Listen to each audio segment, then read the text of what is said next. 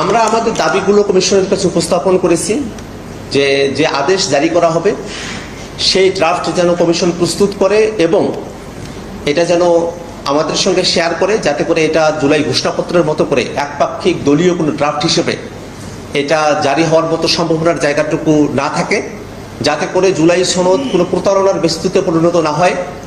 আমরা ইতিমধ্যে খেয়াল করেছি যে অনেক রাজনৈতিক দলে এই জুলাই সনদ স্বাক্ষর অনুষ্ঠানে অংশগ্রহণ করলেও তারা মূলত দুই ভাগে ভাগ হয়ে গেছে। এক দল তারা জুলাই সনদের স্বাক্ষর মুছে দেওয়ার সুযোগ খুঁজছে, আর একটি দল জুলাই সনদের বাস্তবায়নকে ভেস্তে দেওয়ার সুযোগ খুঁজছে। এমতো অবস্থায় জাতীয় নাগরিক পার্টি এনসিপি মনে করে জুলাই সনদকে পরিপূর্ণ বাস্তবায়নই কেবলমাত্র এই সংকট থেকে আমাদেরকে উত্তরণ ঘটাতে পারে।